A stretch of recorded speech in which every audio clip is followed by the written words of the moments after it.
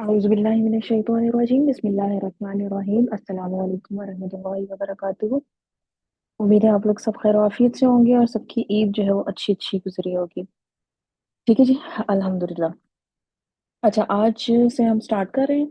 Last time तो सबसे पहले हम करते हैं अपना कुरान का लेसन, और कुरान के लेसन में जैसे कि आपको पता है कि हम सिर्फ तर्जुमा उसका पढ़ेंगे और अरबिक नहीं पढ़ेंगे। तर्जुमा पढ़ेंगे ताकि वो कंटिन्यूटी हमारी बरकरार है, हमें चीज़ समझ आती जाए कि पीछे क्या चीज़ बात हो रही है। और हम लोगों ने स्टार्ट किया हुआ है जुज 30, ठीक है ना, पारा अम्मा।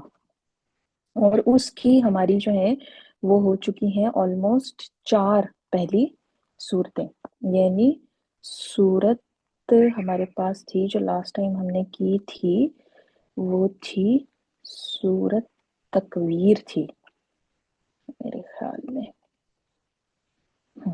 सूरह तकवीर थी। चले मैं स्क्रीन शेयर करती हूँ ताकि आप लोगों को भी नजर आए। अच्छा जी, सूरह तकवीर हम लोगों ने की थी। इस पारे की जो ज्यादातर सूरतें हैं उनमें अल्लाह ताला ने अ, किस चीज के बारे में बताया है? जन्नत, जहन्नुम, ठीक है, और ये कि क्यामत का दिन, तो उस दिन क्या होगा, ठीक है। तो आमतौर पे कहा जाता है कि अगर आपने ये एक वो क्लियर पिक्चर आपने देखनी है ना, तो आप उसके लिए जो है वो सूरह तकवीर और सूरह इंफितार और सूरह इंशिकाक, ये तीन अगर आप पढ़ें तो उसमें आपको काफी डिटेल में अल्लाह ताला ने सारा ये सिनेरियो दिया हुआ है कि वो जो क्यामत का दिन होगा वो कैसा होगा, ठीक है ना। वो दिन आना ही आना है, ठीक है ना, हम उससे इनकार नहीं कर सकते। बार बार हमें ये कुरान में चीज बताई जाती है कि ये दुनिया जो है ये हमारे जो है वो प्रिपरेशन के लिए है। किस चीज की? उस दुनिया की जो कि आखिरत में हमारे पास आएगी, ठीक है ना। तो वो रिजल्ट डे है हमारा। जैसे हम स्कूल में भी होते हैं, स्कूल कॉलेजेस में, और हम एग्जाम देते हैं, तैयारी करते हैं, उसके बाद हम एग्जाम देते हैं, तो और उसके बाद हमारा रिजल्ट डे होता है। तो हम यहाँ पे तैयारी भी साथ साथ कर रहे हैं, मतलब ये दुनिया में हमने तैयारी भी साथ साथ करनी है, ठीक है। और हमें तैयारी करने के लिए हेल्प करेगा कुरान। क्यों? क्योंकि पूरी दुनिया, पूरी कायनात अल्लाह ताला ने बनाई है, हमें भी अल्लाह ताला ने बनाया है। तो हमें कौन बताएगा कि हमें क्या करना है? तो वो अल्लाह ताला बताएंगे, ठीक है। तो इसलिए अल्लाह ताला ने उसके लिए हमें कुरान दे दिया, ठीक है ना। हमें उन्होंने ऐसे ही नहीं छोड़ दिया कि हम जो है वो पता ही ना चले कि क्या करना है क्या नहीं करना। अल्लाह ताला की रहमत है कि उन्होंने हमें गाइडलाइन के लिए, हमारी रहनुमाई के लिए कुरान हमें अता फरमाया, ठीक है। अच्छा, तो हमें कुरान बताएगा कि हमने कैसे तैयारी करनी है। हमारा टेस्ट हो रहा है, तो जैसे हमने टेस्ट देना है, और फिर उसके बाद रिजल्ट हमारा जो है that will be the day of judgement, ठीक है, क़यामत का दिन, ठीक है, यौमुद्दीन जिसको सूरत फातिहा में कहा गया। और उस दिन फिर हमारा रिजल्ट निकलेगा, ठीक है। तो हमें जो है वो ऐसे ही बैठ नहीं जाना। हमारा जो हाल है उसमें हमें कुछ ना कुछ करना है, और कुछ ना कुछ क्या करना है, कुछ अच्छा काम करना है ताकि हमारे मुस्तकबिल पे उसका अच्छा असर पड़े, ठीक है ना। अगर तो हम ऐसे ही बैठे रहेंगे तो ऑब्वियसली जाहिर है जब हम कुछ करेंगे ही नहीं, तैयारी ही नहीं कुछ हमने की, तो रिजल्ट अच्छा नहीं आएगा। और अगर कुछ गलत काम करेंगे तब भी रिजल्ट अच्छा नहीं आएगा। तो रिजल्ट हमने अच्छा चाहिए, तो इसलिए हम कुरान को पढ़ते हैं, ठीक है ना। तो कुरान हमें जो है वो हर तरह की चीज बताता है। जिस तरह आपको टीचर एक बताएंगे कि जी अगर आप ये करेंगे तो आपके अच्छे मार्क्स आएंगे, आप पास हो जाएंगे सब्जेक्ट में, अगर आप नहीं करेंगे तो फिर ये नतीजा आपके पास निकलेगा। तो इसी तरह कुरान भी हमें एक टीचर की तरह ये चीज बताता है। अच्छा जी, सूरत इनफितार स्टार्ट करनी है हमने। आउज़ु बिल्लाहि मिनश शैतानिर रजीम बिस्मिल्लाहिर रहमानिर रहीम। जब आसमान फट जाएगा और जब सितारे झड़ जाएंगे। अच्छा, इसका फॉन्ट बहुत ही छोटा सा, इसको थोड़ा सा हम बड़ा कर लेते हैं।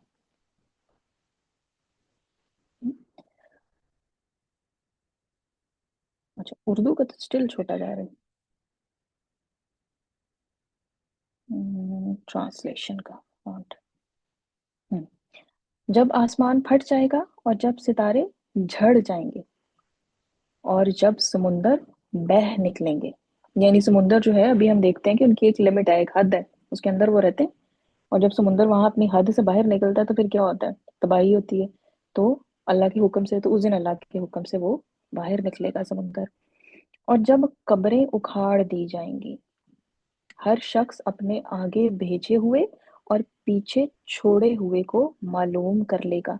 ठीक है, जैसा कि मैंने आपको बताया था कि जो ब्रैकेट में चीज लिखी हुई है ना, वो उस जुमले को थोड़ा सा एक्सप्लेन करने के लिए लिखी जाती है, वो उसका तर्जमा नहीं होता है।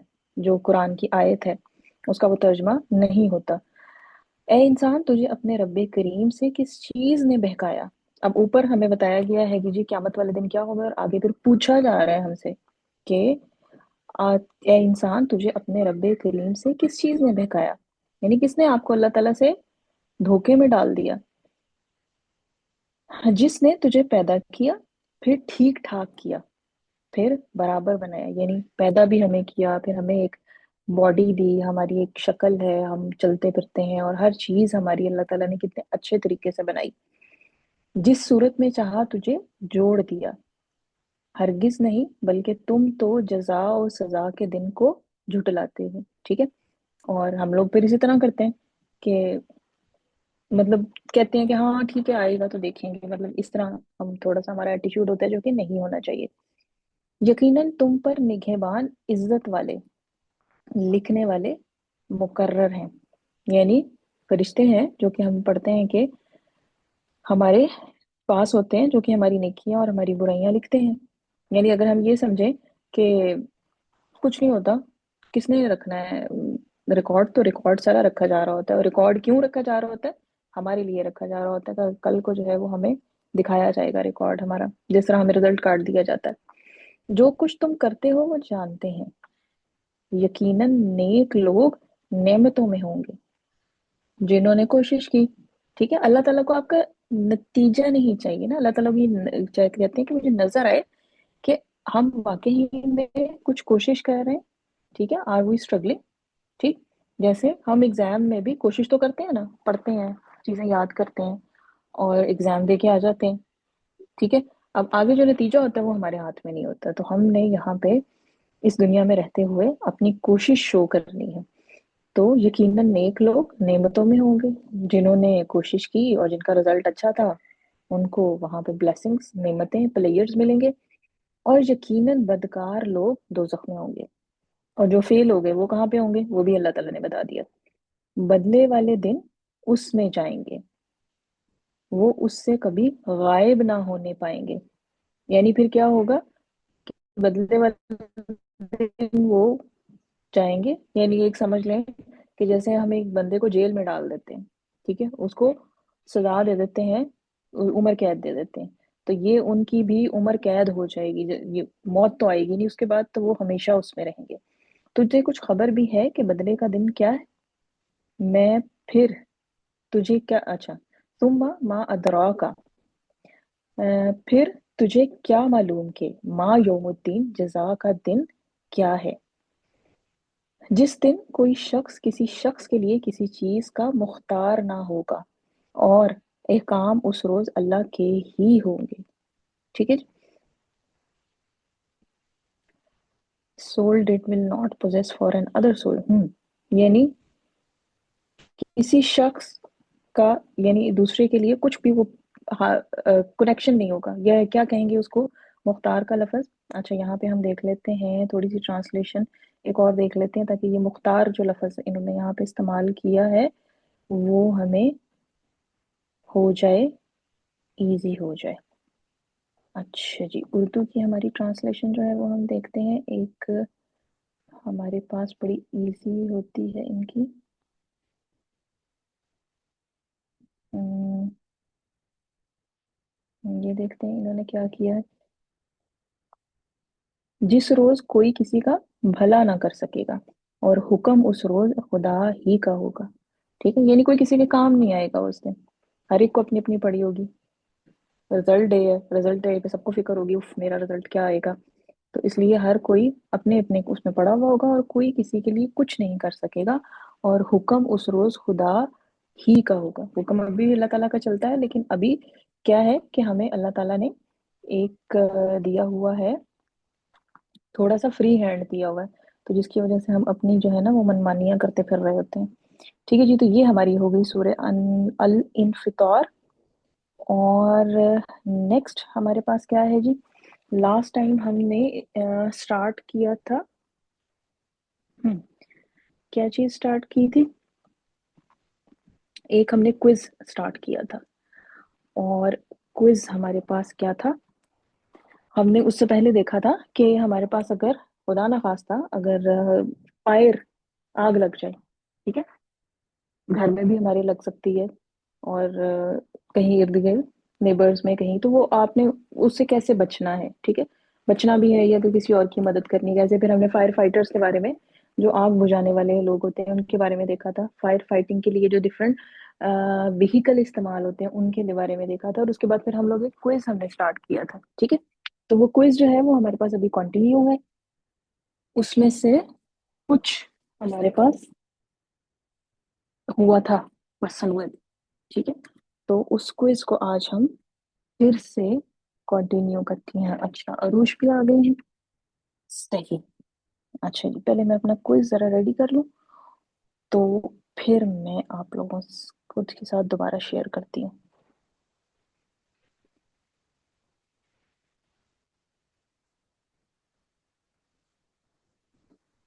अच्छा जी, क्विज देखते हैं।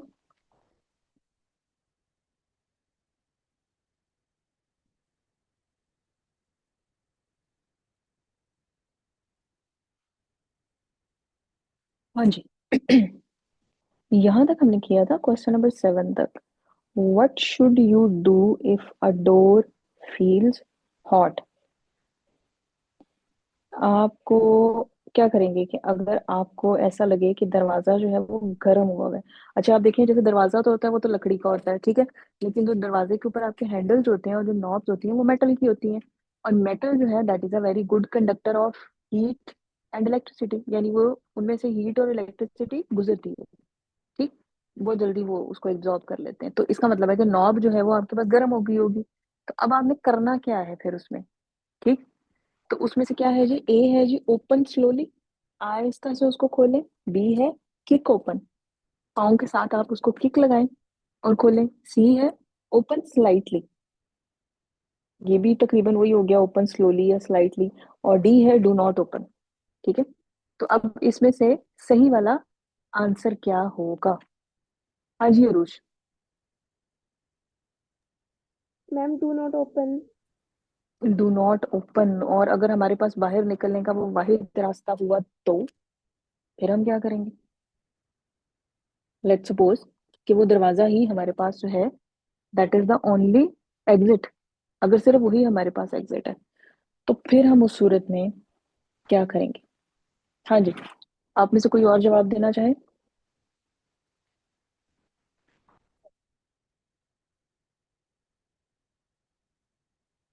जी, और कोई जवाब देना चाहेगा? अरुष ने तो कहा कि डी डू नॉट ओपन, और मेरे ख्याल में जो है वो बी किक ओपन, कि आप दरवाजे को पाँव से किक करके ओपन कर लें। क्यों? क्योंकि लेट हो, जैसे मैंने कहा ना कि आपके पास वो एक ही एग्जिट है, तो फिर आप क्या करेंगे? तो चलें देखते हैं इसका आंसर।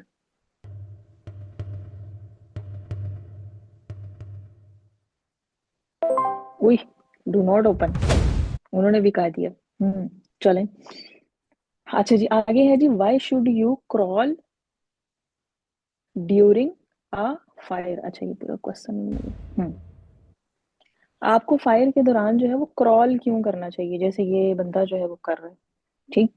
ए क्या है? Smoke and heat rise, smoke धुआं उठता है, और जो है वो क्या उसे कहते हैं, वो हरारत भी होती है, ठीक है। और जैसा कि हमने देखा था कि जो धुआं है वो हमारे लिए बिल्कुल अच्छा नहीं है। बी क्या है जी? फायर स्प्रेड्स अपवर्ड, बी ऊपर की तरफ जाती है फायर।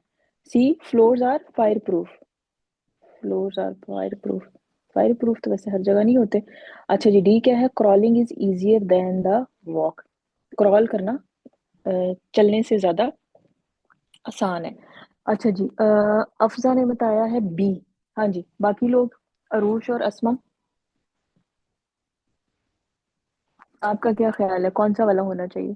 अब इसमें मल्टीपल आंसर हो सकते हैं, अब ये भी जरूरी नहीं है कि आप वही आंसर, अब जैसे अब मेरे जहन में एक ये सिनेरियो आया जैसे लास्ट वाले का, कि अगर दरवाजा ही सिर्फ एक वाहिद एग्जिट होगा तो फिर मैं क्या करूंगी। ठीक। तो वो उस सूरत में। लेकिन अगर तो आपको लग रहा है कि दरवाजा गर्म है तो फिर आप उसको ना ही खोलें तो बेहतर है। हाँ जी। अरूज और रस्मा, आपके ख्याल में कौन सा वाला सही है? जी Arooj. Ma'am D. D, crawling is easier than the walk. और अफ्सा ने बताया था बी। चलें जी देखते हैं।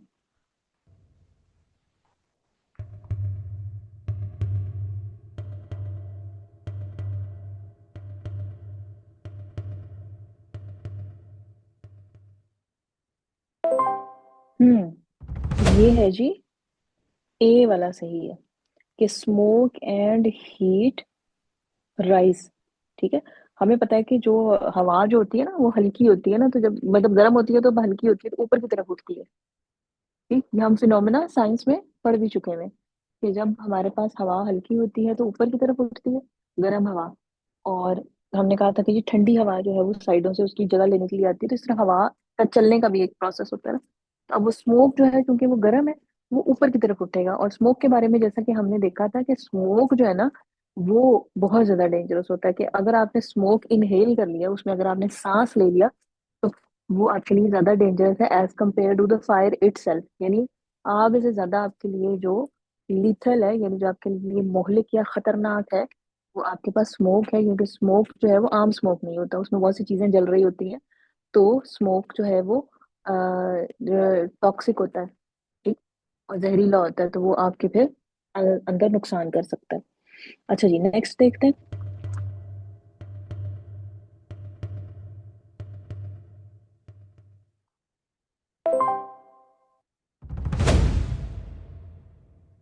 When a fire alarm sounds, what should you do? Fire alarm बज गया।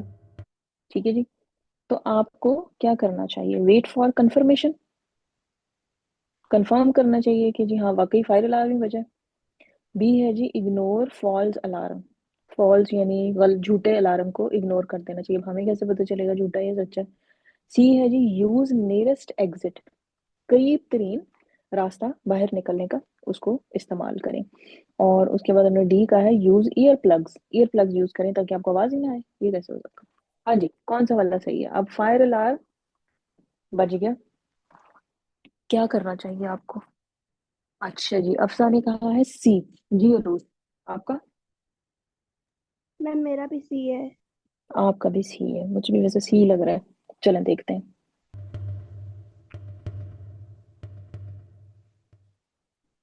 हाँ जी, सी वाला सही है। Next question, what type of fire should be extinguished with water? किस टाइप की जो फायर होती है एक्सटिंग्विश्ड, बुझानी चाहिए विद वाटर, पानी के साथ? जैसे कुछ फायर होती है ना हमारे, हम देखते हैं कि बहुत सी जगहों पे एक वो सिलेंडर सा लगा होता है ना, फायर एक्सटिंग्विशर होता है उसको बोलते हैं। वो भी यूज किया जाता है, लेकिन वो हर जगह यूज नहीं किया जाता। ठीक है, कुछ जगहों पे आपको पानी की जरूरत पड़ती है। अब उन्होंने कहा है जी A electrical fire, B cooking oil fire, और सी है paper and wood fire, and D है गैस फायर। यानी इलेक्ट्रिकल फायर इसका मतलब है कि शॉर्ट सर्किट से अगर आपके पास आग लग गई है, बहुत सी जगहों पे होता है इस तरह। बी आपके पास है कि ये कोई आपकी ऑयल वगैरह था उसकी वजह से आग लगी। सी है कि पेपर और वुड फायर है, कागज और उसके जलने की। और डी है कि गैस की वजह से अगर आग लग गई है, जैसे जो हम गैस इस्तेमाल करते हैं अपने घर में खाना पकाने के लिए, तो उसके लिए है। अच्छा जी। जी अरुष, आपने हैंड रेस ए। किया हुआ है। आपका जवाब है ए, सही। और अफसा, अफसा ने जवाब दिया है सी। अच्छा, ए और सी, ए इलेक्ट्रिकल फायर और सी पेपर और वुड फायर। चलो देखते हैं आंसर।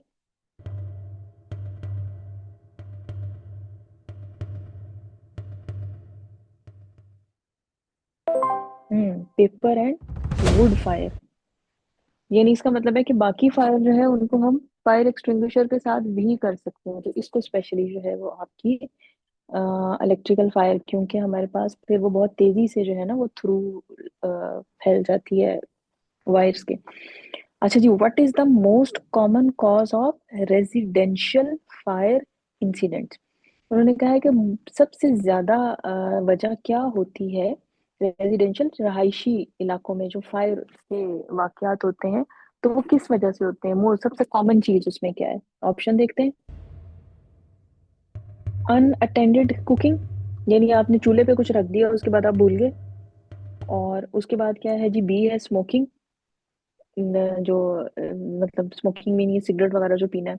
और सी है इलेक्ट्रिकल स्पार्क्स, कहीं पे शॉर्ट सर्किट हुआ आपके, अल्लाह माफ करे, किसी बिल्डिंग में। और डी है हीटिंग डिवाइसेस। हीटिंग डिवाइसेस में जैसे हीटर वगैरह हम यूज करते हैं, इलेक्ट्रिकल हीटर भी यूज करते हैं, और इलेक्ट्रिकल हीटर या गैस हीटर हम इस्तेमाल करते हैं उसकी वजह से। तो ए सही है, बी, सी या डी? अच्छा, अफसा ने बताया, कहा है उनके ख्याल में सी वाला सी है, इलेक्ट्रिकल स्पार्क। और अरुष आपके ख्याल में? डी। D, heating devices. अच्छा, चलें देखते हैं। मेरे ख्याल में सी और डी हो सकते हैं ज्यादा। ओ, ए, अनअटेंडेड कुकिंग। अच्छा, ये हो सकता है उन लोगों के मुल्क में इस तरह होता हो बाहर, अनअटेंडेड कुकिंग, लेकिन मेरे ख्याल में हमारे यहाँ पे कभी इस तरह की कोई चीज़ नहीं हुई कि हम किचन में अनअटेंडेड छोड़ जाएं। ठीक है, या तो इलेक्ट्रिकल स्पार्क, हीटिंग डिवाइसेस, हर जगह का डिफरेंट होता है। अच्छा जी, आगे देखते हैं। मेनली जो हम ये करते हैं, क्विज खेलते हैं, मकसद इसका क्या होता है कि इंफॉर्मेशन लेना। ठीक है ना? हम यहाँ पे कोई वो नहीं कर रहे होते कि कोई मुकाबला हो रहा है या कौन जीत रहा है या कौन हार रहा है। तो ये क्विजेस जो हम खेलते हैं वो किस लिए, कि हमें इंफॉर्मेशन मिल जाए कि खुदा ना खास्ता, अल्लाह ना करे कि अगर ऐसी सिचुएशन अगर हमारे इर्द गिर्द कहीं हो तो हमें पता हो कि करना क्या है। ठीक है जी?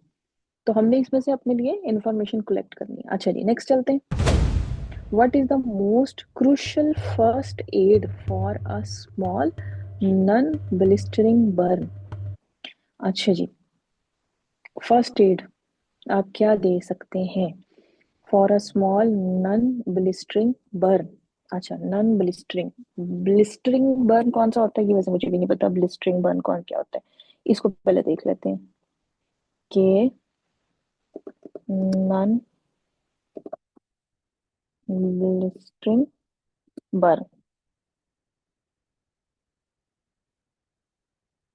अच्छा जी, a non-blistering burn is generally a first degree burn affecting only the top skin layer, यानी हमारे पास ऐसा बर्न जो कि सिर्फ हमारी ये जो ऊपर जो स्किन की लेयर है, फर्स्ट वन जो हमें नजर आ रही होती है, सिर्फ इसको अफेक्ट करता है। वो नीचे इसकी जो हमारी बाकी लेयर्स हैं या हमारी बॉडी जो है वो उसको जो है वो नहीं करता।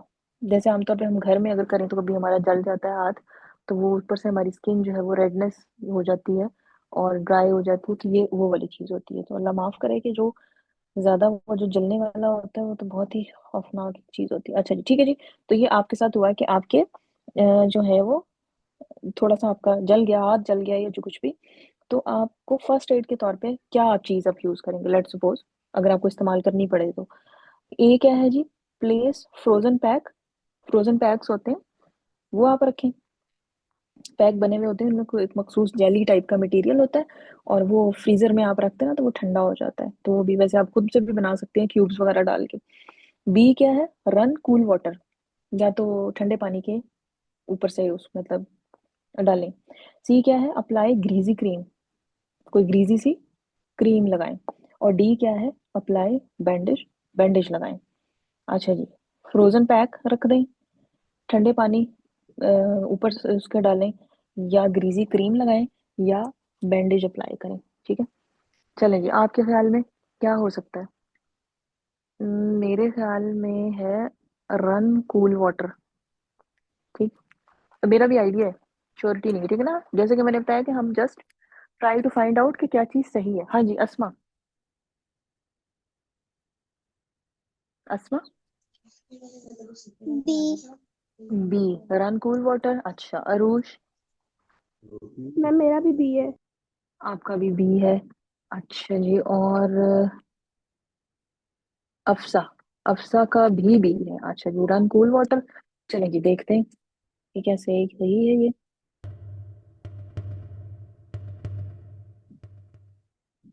हम्म, ये सही है। रन कूल वाटर, गर्म पानी कहते हैं कि नहीं डालना चाहिए जब आपके लिए इस तरह कोई चीज आपकी जले। जैसे मैंने कहा कि हाथ हाथ तौर पे हम कुकिंग करते हुए भी हमारा कुछ हाथ या उंगली जल जाती है, तो ये आपको पता होना चाहिए कि आपने कैसे उसको जो है वो फर्स्ट एड देनी है। चलें जी, नेक्स्ट देखते हैं।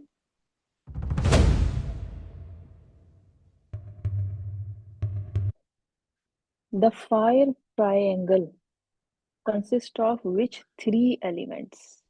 फायर ट्रायंगल, फायर ट्रायंगल में हीट, लाइट एंड ऑक्सीजन। ए है, बी क्या है, फ्यूल, हीट एंड ऑक्सीजन। सी है फ्यूल, हीट एंड प्रेशर। और डी है fuel, oxygen and match box. Fire triangle, fire triangle कौन सी है? अच्छा चलें, फायर ट्रायंगल यहाँ पे हम जरा इसको सर्च कर लेते हैं, ये मुझे भी नहीं पता। हम्म, फायर ट्रायंगल डायग्राम, हाँ जी ये हमारे पास आ गई फायर ट्रायंगल। और फायर ट्रायंगल में आपके पास आ रहे हैं तीन, कौन कौन से जी? हीट, ऑक्सीजन और फ्यूल। यही तीन चीजें जब, यानी ऑक्सीजन और फ्यूल जब मिलेंगे तो आपके पास क्या जनरेट होगी? हीट जनरेट होगी, ठीक है। तो इसका मतलब है कि फिर कौन सा ऑप्शन हमारे पास ठीक है जी? हम्म हाँ जी, कौन सा ऑप्शन ठीक है जी? तस्वीर हमने देख ली, तो कौन सा ऑप्शन सही है? ए, बी, सी या डी? जी अरुष? बी। बी, अफसा के मुताबिक भी ये बी है, और मेरे मुताबिक भी ये बी है। चलें जी, तो आगे देखते हैं।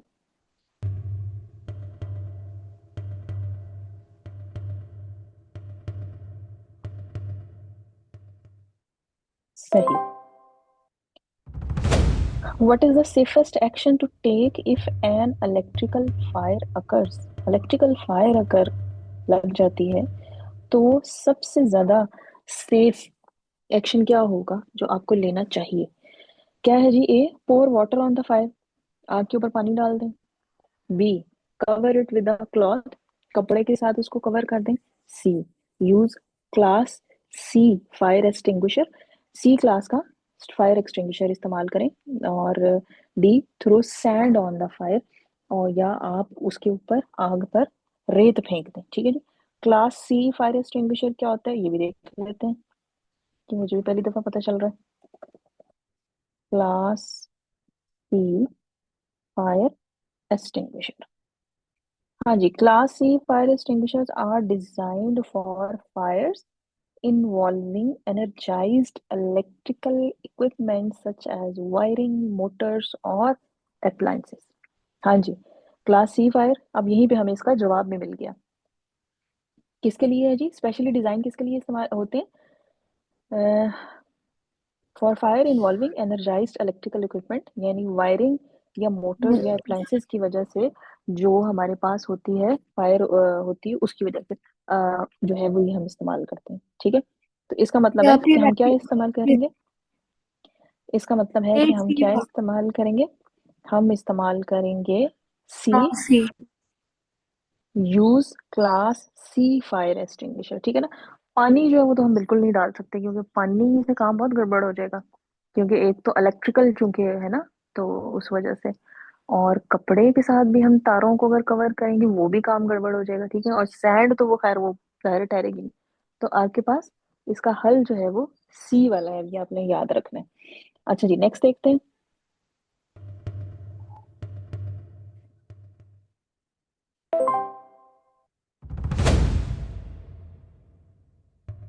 What is the safest way to extinguish an oil fire? ठीक है, यानी अगर कुकिंग करते हुए ऑयल की वजह से आग लग गई है तो उसके लिए क्या सेफेस्ट है? अच्छा, अब क्या है जी? पोर वाटर ऑन द फायर, पानी डाल दें। बर्निंग ऑयल इन ड्रेन, जो ऑयल जिसको आग लगी हुई है उसको आप ड्रेन, यानी किसी ड्रेन वगैरह, ड्रेनेज वगैरह में पोर कर दें, उंडेल दें। सी क्या है जी? Cover it with a cardboard, cardboard के साथ कवर कर दें। और डी क्या है? Cover the fire with a lid, या किसी लिड के साथ आप इसको जो है वो फायर को कवर कर दें, ठीक है ना। अक्सर हम देखते हैं, समटाइम्स होता है कि कुकिंग करते हुए, जैसे स्पेशली किसी इवेंट वगैरह पे हो रही हो, तो उसमें जो है वो इस तरह का होता है, या बाजार वगैरह में, कि वो एकदम जो है वो ऑयल जो है वो आग पकड़ लेता है। हाँ जी। आपके ख्याल में कार्डबोर्ड तो बिल्कुल भी यूज नहीं किया जा सकता, क्योंकि वो तो लकड़ी का होता है, तो वो तो उल्टा काम हो जाएगा। या तो हम पानी, पानी भी वैसे मेरे ख्याल में नहीं डाला जा सकता। हम्म। क्या करें जी?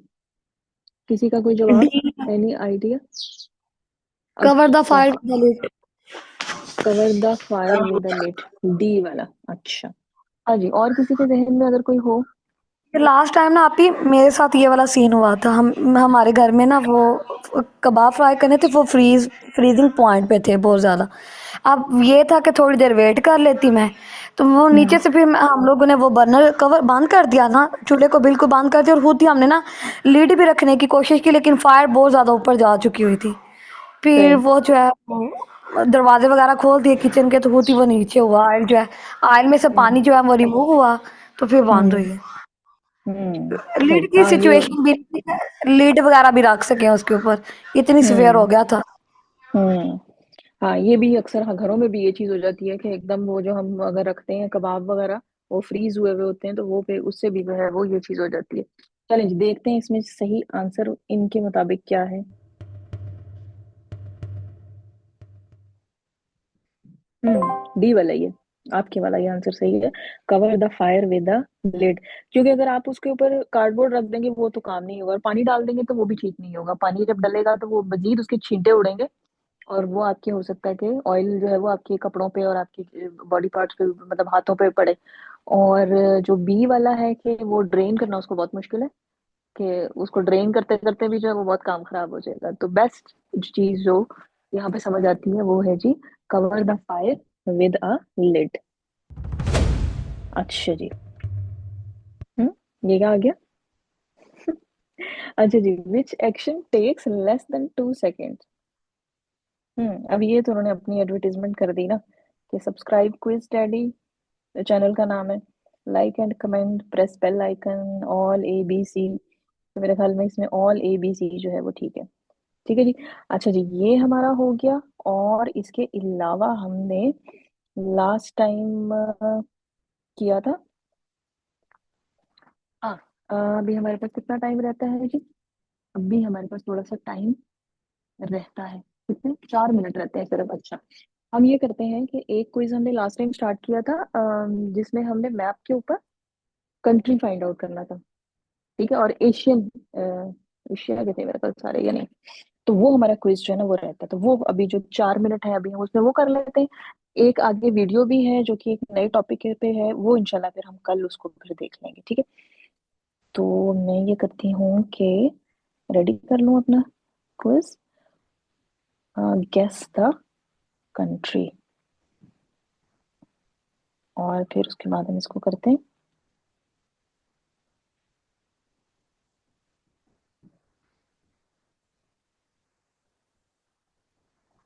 अच्छा जी, यहाँ तक हम लोगों ने किया था यूनाइटेड किंगडम।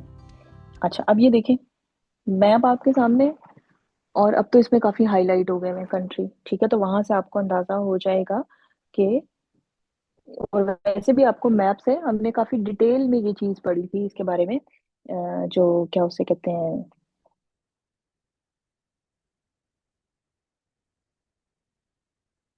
ज्योग्राफी के बारे में। ठीक है ना, काफी डिटेल में हमने पढ़ा था, तो हमें मैप के बारे में थोड़ा सा तो पता चल जाना चाहिए। ऑस्ट्रेलिया तो हमें हाईलाइट हो गया पूरा का पूरा। ठीक है। और उसके बाद हमारे पास जहाँ जहाँ चाइना है, तो वो हमारे पास क्या है? वो हमारे पास एशिया है। और बाकी भी हमारे पास जब वो हाईलाइट हो गए हैं, ये एशिया है। फिर उसके बाद यहाँ साथ जो है इसके लेफ्ट साइड पे यूरोप है, नीचे की तरफ जो है वो अफ्रीका है। और जो ये दो अलग से हैं वो आपके पास नॉर्थ अमेरिका और साउथ अमेरिका, ऊपर की तरफ नॉर्थ अमेरिका और नीचे की तरफ साउथ अमेरिका। ठीक है जी। ये मैंने रफली सा आपको बता दिया, ताकि आपको थोड़ा सा आसानी रहे कंट्री को गेस करने में। Medium level. Here you will get 20 points for each correct answer. Which country is hmm. this? कौन सा कंट्री है ये? ठीक है, चाइना तो हो नहीं सकता, चाइना ऑलरेडी ऊपर आपको नजर आ रहा है हाईलाइट हुआ हुआ। ठीक। अच्छा, उसके बाद फिर कि क्या हो सकता है? या ये इंडिया है, या ये इंडोनेशिया है। इन दोनों में से कोई है। अगर आप इसको और से देखें तो इसके साथ ऊपर की तरफ, यानी ऊपर लेफ्ट साइड की तरफ एक छोटा सा हाई कंट्री नजर आ रहा है, उसको आप गेस कर सकते हैं कि वो कौन सा है। अगर वो गेस कर लेंगे तो फिर आप ये वाला कंट्री भी गेस कर सकते हैं कि ये इंडिया है या इंडोनेशिया है। हाँ जी। इसी के साथ ऊपर की तरफ लेफ्ट साइड पे अगर आप देखें तो एक छोटा सा कंट्री नजर आ रहा है, और बड़ी इजीली आप उसको गेस कर सकते हैं। ठीक, अगर उसको गैस कर लेंगे ना तो फिर आपको पता चल जाएगा कि ये वाला कंट्री कौन सा है। जी आप ही, आपने बहुत अच्छा बताया है, मुझे इंडिया लग रहा है। इंडिया। हाँ जी। और अरूश, अस्मा, आप क्या कहेंगी? इंडिया है या इंडोनेशिया है? जी अरूश। इंडिया। इंडिया। क्योंकि इसके साथ जो लेफ्ट साइड में ऊपर की तरफ मैंने कंट्री जिसकी बात की है वो कौन सा है? मैंने कहा अगर आपने उसको गैस कर लिया। जी अरूश। पाकिस्तान। पाकिस्तान। वो तो आपको मेरे ख्याल में पाकिस्तान का मैप जो है ना वो तो जुबानी याद हो जाना चाहिए कि उसकी शक्ल कैसी है। ठीक है ना, तो वो पाकिस्तान, और पाकिस्तान के साथ जो भी कंट्री ज्यादा जिसके साथ हमारी जो लगती है, सरहद लगती है, वो क्या है? वो इंडिया है। और चाइना के साथ भी लगती है, तो ये इंडिया है, इंडोनेशिया नहीं है। चलिए देख लेते हैं आंसर इसका। और लेस देन 1 मिनट हमारा टाइम रह गया है। इंडिया। It's India.